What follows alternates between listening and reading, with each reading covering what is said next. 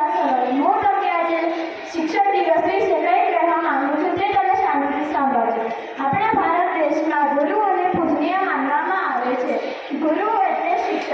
આપણા ભારતમાં કેટલાક અનેક મહાન વ્યક્તિ જ્ઞાની થઈ ગયા, પરંતુ સમાજને સાચો માર્ગ બતાવવા તો શિક્ષક